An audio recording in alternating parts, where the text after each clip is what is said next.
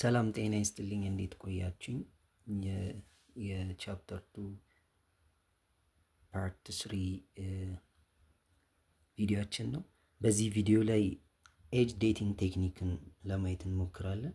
ከዚህ ቀደም እንዳየነው የጂኦሎጂካል ታይም ስኬሎችን አይተን ነበረ። ዲቴይል እነሱን ስለምናያቸው ስፔሻሊ ፎከሳችን እኛ ኤሪያችን ወደ ኢትዮጵያ ላይ ስለሆነ በኢትዮጵያ ላይ ያሉትን ተንተርሰን እናወራለን ማለት ነው።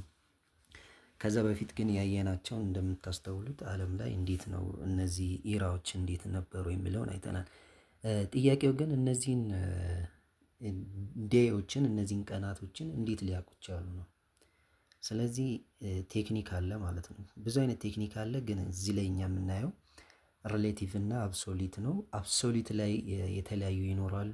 ሪሌቲቭ ላይም ሲምፕል በሆነ ወይ እንዴት አንደርስታንድ እንደሚያደርጉት ለማየት እንሞክራለን ማለት ነው። ሶ ኤጅ ዴቲንግ ቴክኒክ ሁለት አይነት ኤጅ ዴቲንግ ቴክኒክ አለ። አንደኛው ሪሌቲቭ ዴቲንግ ሲሆን ሁለተኛው ደግሞ አብሶሊት ነው። ሪሌቲቭ ስንል ጂኦሎጂካል ኤቪደንሱን አሳይን ስናደርግ ኮምፓራቲቭ ነው። ኮምፓራቲቭ የምናደርገው ምንድን ነው? ድሮ የተገኙትን ፎሲሎችን ወይም ቅሪተ አካሎችን እነሱን ለመለየት የምንጠቀምበት ቴክኒክ ነው። ምን አይነት ቴክኒክ ነው የምናደርገው? ሮኮች አሁን ለምሳሌ የተለያዩ ድንጋዮችን በማየት እነዛ ድንጋዮች አንደኛው ከአንደኛው ላይ ዩኒክ ለመሆኑ የሚያለያያቸው ነገር ምንድን ነው? የታችኛው የበልጥ ኤጁ ኦልድ መሆኑን ያሳያል። ከላይ የሚሆነው ደግሞ ፓርቲኩላር ታይሙ ያንግ መሆኑን ያሳያል ማለት ነው። ስለዚህ ከላይ የሚሆኑት ያንገስት ይሆናሉ፣ ስር ላይ የምናገኛቸው ደግሞ በኦልደስት ዋን ማለት ነው። ስለዚህ ሪሌቲቭ የምናደርገው ምንን አይተን ነው? ዋት ኢዝ ኦን ቶፕ ኦፍ ዘ ኦልደር ሮክስ በሚል ጥያቄ የትኛው ከሮኩ በላይ ያለው የትኛው ያንግ ነው፣ የትኛው ደግሞ ኦልድ ነው እያለን ሲምፕል በሆነ ወይ እንለየዋለን ማለት ነው። ሁለተኛው ደግሞ አብሶሊት ዴቲንግ ነው። ይሄ አብሶሊት ዴቲንግ የምናየው ቴክኒካል በሆነው ራዲዮሜትሪክ ቴክኒክ ነው። ያው ራዲዬሽን ያው ኢሚሽን ከዚህ በፊት የምናየው ነው አይደለ? አንስቴብል የሆኑ የተለያዩ አይሶቶፕሶች አሉ። እነዚህ አይሶቶፕሶችን በመጠቀም መለየት ይቻላል ማለት ነው። ለምሳሌ እንደነ ራዲዮ አክቲቭ ኤሌመንት የሚባሉት ለምሳሌ እንደነ ዩራኒየም፣ ቶሪየም ዲኬድ የሚያደርጉበት ዲፈረንት ኤሌመንቶች አሉ። ዊች ሚንስ ዲፈረንት ማስ ነምበር ያላቸው ማለት ነው። ግን ደሴም ኤሌመንት የሆኑ አይሶቶፖች ሊኖሩ ይችላሉ። እነሱን በመጠቀም እንዴት ነው ራዲዮ አክቲቭ የሆነው ኤሌመንቱ ሃፍ ላይፉን በማየት እንችላለን። ሃፍ ላይፍ ስንል እዚች ጋር የተጻፈው ሃፍ ላይፍ አይ ቲንክ ይሄ ቴክኒክ ነው፣ ዋን ቴክኒክ ነው፣ ሃፍ ላይፍ ቴክኒክ ነው። ወይ ደግሞ ዳውተር አይሶቶፕስ ሊሆን ይችላል፣ ወይም ደግሞ ፓረንት አይሶቶፕስ ሊሆን ይችላል። ግን እኛ አሁን ፎከስ የምናደርገው ሃፍ ላይፍ ነው። ብዙ አይነት ቴክኒኮች አሉ፣ ግን ከነዛ ቴክኒኮች ውስጥ ሁለቱን እናያለን። ካርበን 40 ቴክኒክ እና ፖታሺየም አርገን ቴክኒክ የሚለውን ሁለቱን እናያለን ማለት ነው። ሰው ዴቲንግ ስናይ እንዴት ነው የሚደረገው? ሃፍ ላይፉን ስናይ ኦሪጂናል ኳንቲቲው ማለት ነው ፓረንቱ ነው። ፓረንት አይሶቶፑ አለ። ያ ፓረንት አይሶቶፑ ይሰባበርና ወደ ሃፍ ላይፍ ይቀየራል ማለት ነው።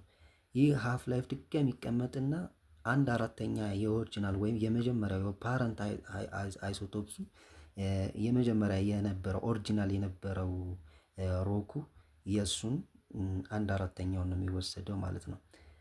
እነዚህ ቴክኒኮች ሁለት አይነት ቴክኒኮች አሉ። እስቲ እንያቸው እነሱን።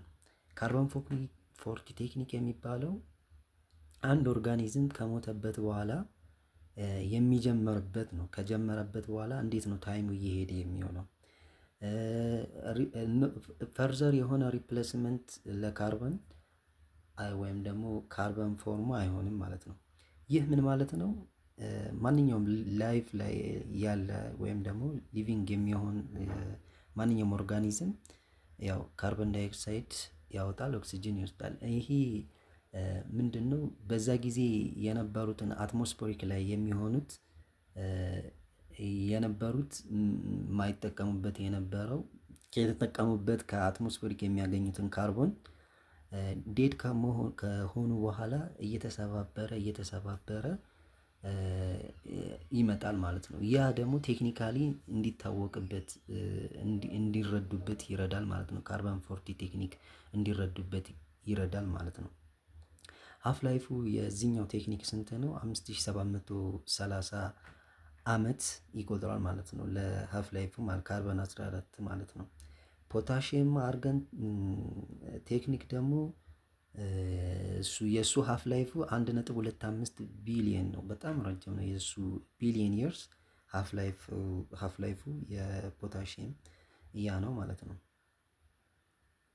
ስለዚህ ረጅም አጭር ጊዜዎች እንደየእንትኑ ይለያያል ማለት ነው። ለምሳሌ ወደ 50 ሺህ አመት የቆየ ፎሲል ሊኖር ይችላል። ወይም ደግሞ ወደ 20 ሺህ አመት የቆየ ፎሲል ወይም ደግሞ 50 ሺህ የቆየ ፎሲል እንዴት ነው የሚለውን በቀላሉ ዘዴ መለየት ስለሚቻልበት ማለት ነው።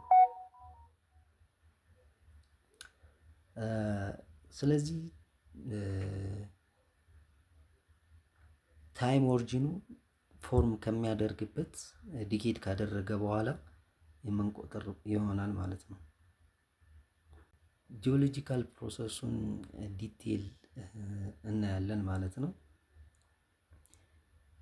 እሱን በቀጣይ ቪዲዮ እንገናኛለን።